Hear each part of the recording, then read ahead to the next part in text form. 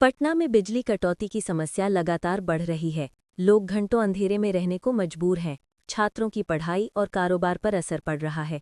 स्थानीय नागरिकों ने ऊर्जा विभाग से त्वरित समाधान की मांग की है। सरकार ने जांच कराने का आश्वासन दिया है। गया जिले में धान की फसल पर कीट हमले से किसान परेशान हैं। कई जगह फसल बर्बाद होने लगी है। कृषि विभाग की टीम निरीक्षण में जुटी है। किसान मुआवजे और सहायता राशि की उम्मीद लगाए बैठे हैं। ग्रामीण इलाकों में संकट गहराने लगा है। भागलपुर में गंगा का जलस्तर तेजी से बढ़ रहा है। निचले इलाकों में जलभराव से लोगों का जीवन अस्त व्यस्त है।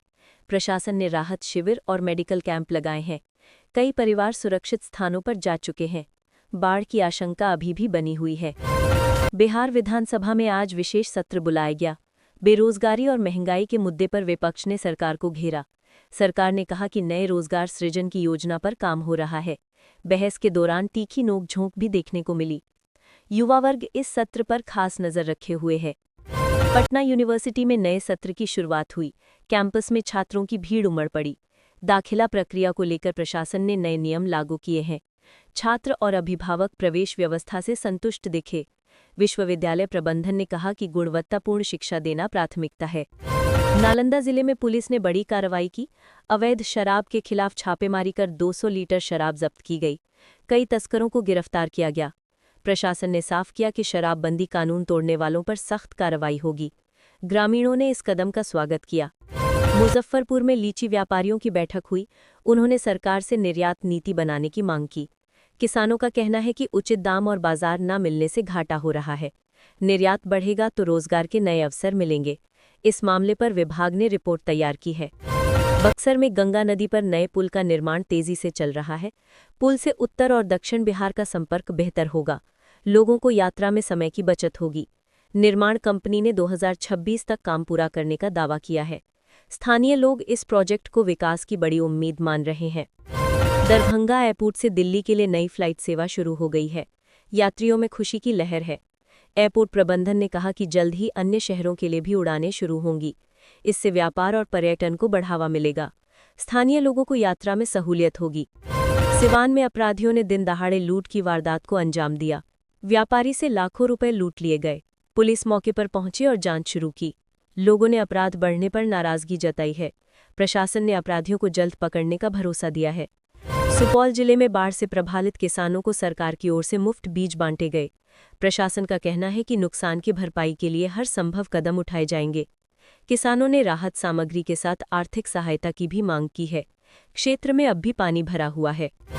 नवादा में सरकारी स्कूलों में मध्याह्न भोजन की गुणवत्ता पर सवाल उठ रहे हैं। बच्चों को खाने में कीड़े मिलने की शिकायतें सामने आई हैं। अभिभावकों ने जिला प्रशासन से कार्रवाई की मांग की है। शिक्षा विभाग ने जांच शुरू कर दी है। अररिया जिले में सीमा सुरक्षा बल ने अवैध प्रवेश रोकने के लिए गश्त तेज कर दी है। कई संदिग्ध लोगों को हिरासत में लिया गया है। प्रशासन का कहना है कि सुरक्षा में कोई ढील नहीं दी जाएगी। स्थानीय लोगों ने इस कदम का सराहा है। किशनगंज में चाय बागान मजदूरों ने वेतन बढ़ाने की मांग को लेकर प्रदर्शन किया। मजदूरों का कहना है कि महंगाई बढ़ गई है लेकिन वेतन नहीं बढ़ाया गया। प्रदर्शन से कामकाज प्रभावित हुआ। प्रबंधन ने जल्द बैठक बुलाने का आश्वासन दिया है। सारण जिले में गंडक नदी पर बने नए पुल का उद्घाटन हुआ। पुल से हजारों लोगों को लाभ मिलेगा। यातायात सुगम होने से व्यापार को भी बढ़ावा मिलेगा। उद्घाटन समारोह में बड़ी संख्या में लोग शामिल हुए। स्थानीय लोगों ने सरकार का धन्यवाद किया। मधेपुरा में मिथिला पेंटिंग के कलाकारों को अंतर्राष्ट्रीय मंच पर सम्मान मिला। इस उपलब्धि से कलाकारों का हौसला बढ़ा है। सरकार ने कला और संस्कृति को बढ़ावा देने का भरोसा दिलाया है। लोग इसे बिहार के लिए गर्व का क्षण मान रहे हैं। भोजपुर जिले में गेहूं के सरकारी खरीद पर किसानों ने संतोष जताया है। किसानों का कहना है कि सही समय पर भुगतान मिलने से राहत मिली है। मंडियों में भीड़ बढ़ी हुई है। सरकार ने कहा कि किसी किसान को परेशानी नहीं होगी। जमुई में नक्सल प्रभावित इलाकों में पुलिस ने फ्लैग मार्च किया। सुरक्षा बलों ने गांव-गांव में लोगों से बातचीत की। प्रशासन ने भरोसा दिलाया कि नक्सल गतिविधियों को पूरी तरह खत्म किया जाएगा। ग्रामीणों ने भी शांति बनाए रखने का वादा किया। लखीसराय में महिला स्व सहायता समूहों को बैंक लोन वितरण किया गया। महिलाएं अब छोटे कारोबार शुरू कर रही हैं। प्रशासन ने कहा कि इससे आत्मनिर्भर बिहार की दिशा में कदम बढ़ेगा। ग्रामीण इलाकों में महिलाओं की भागीदारी बढ़ रही है। शेखपुरा जिले में प्रधानमंत्री आवास योजना के लाभार्थियों को घर की चाबी सौंपी गई। लोगों ने खुशी जताई और सरकार का आभार व्यक्त किया। जिला प्रशासन ने कहा कि हर जरूरतमंद को आवास मिलेगा। ग्रामीण इलाकों में तेजी से मकान बन रहे हैं। कैमूर में रोहतासगढ़ किले का जीर्णोद्धार शुरू हुआ है। पर्यटन को बढ़ावा देने के लिए कई नई योजनाएं बनाई जा रही हैं। स्थानीय लोगों को रोजगार मिलने की उम्मीद है। इतिहास प्रेमियों में उत्साह देखा जा रहा है। अरवल जिले में सड़क निर्माण कार्य की धीमी रफ्तार पर लोग नाराज हैं। कई गांवों का संपर्क अभी भी टूटा हुआ है। ग्रामीणों ने प्रदर्शन कर कार्य में तेजी लाने की मांग की। प्रशासन ने ठेकेदारों को चेतावनी दी है। समस्तीपुर में रेल सेवा को लेकर नई घोषणा की गई है। कई ट्रेनों का ठहराव बढ़ाया गया है। यात्रियों ने इस फैसले का स्वागत किया। रेल अधिकारियों ने कहा कि भविष्य में और सुविधाएं दी जाएंगी। सहरसा में मेडिकल कॉलेज का निर्माण कार्य शुरू हो गया है। लोगों ने इसे बड़ी सौगात बताया है। स्वास्थ्य सुविधाएं बेहतर होंगी और रोजगार भी बढ़ेगा। जिला प्रशासन ने 2027 तक काम पूरा होने का भरोसा दिया है। कटिहार में बाढ़ प्रभावित इलाकों में दवा वितरण अभियान चलाया गया। डॉक्टरों की टीम गांव-गांव जाकर इलाज कर रही है। लोग प्रशासन से और राहत की उम्मीद कर रहे हैं। कई बीमारियों का खतरा भी मंडरा रहा है। बेतिया में किसानों को सिंचाई सुविधा देने के लिए नई योजना शुरू की गई। अब खेतों तक आसानी से पानी पहुंच सकेगा। सरकार ने किसानों को तकनीकी सहयोग देने का भरोसा दिया है। किसान इस योजना से खुश हैं। औरंगाबाद में युवा सम्मेलन आयोजित हुआ। बेरोजगारी और शिक्षा पर खुलकर चर्चा हुई। विशेषज्ञों ने युवाओं को स्वरोजगार अपनाने की सलाह दी।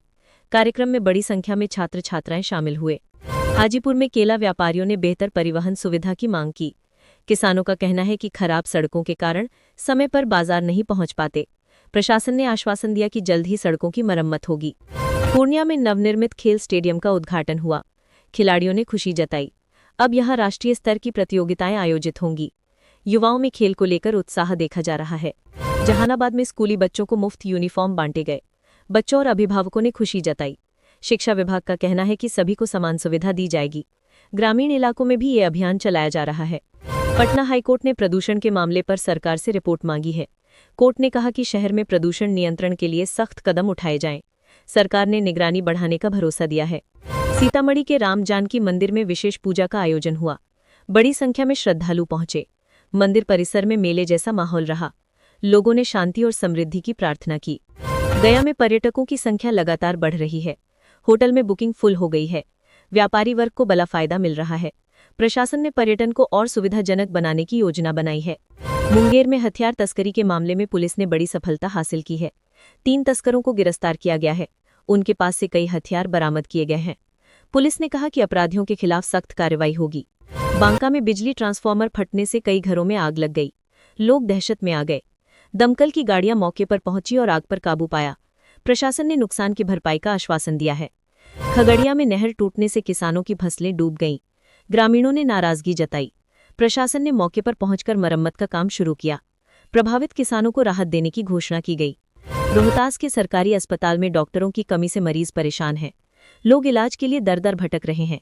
प्रशासन ने जल्द डॉक्टरों की नियुक्ति का आश्वासन दिया है। ग्रामीण इलाकों में स्वास्थ्य सेवाएं बड़ी समस्या बनी हुई हैं।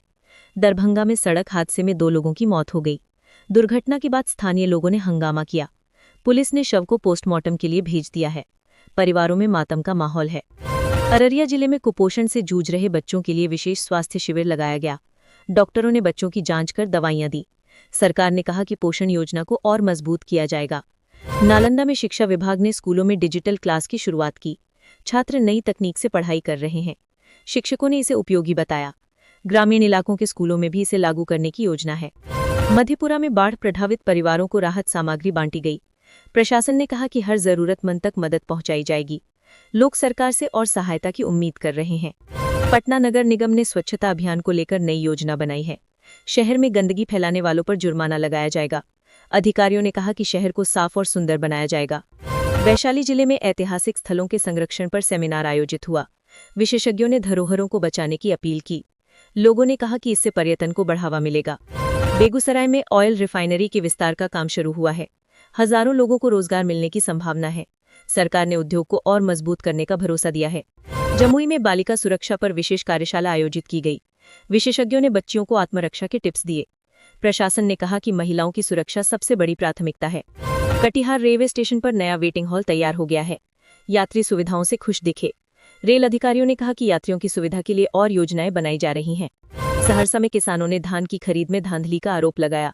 उन्होंने प्रदर्शन कर न्याय की मांग की। प्रशासन ने जांच के आदेश दिए हैं। मुजफ्फरपुर में स्मार्ट सिटी प्रोजेक्ट के तहत नई सड़कें बन रही हैं। लोग विकास देखकर खुश हैं। नगर निगम ने कहा कि जल्द ही सभी मुख्य सड़कें चौड़ी और मजबूत की जाएंगी। पटना के गांधी मैदान में युवा महोत्सव का आयोजन हुआ। हजारों की भीड़ जुटी। सांस्कृतिक कार्यक्रमों में युवाओं ने अपनी प्रतिभा दिखाई। कार्यक्रम में ऊर्जा और उत्साह का माहौल देखने को मिला।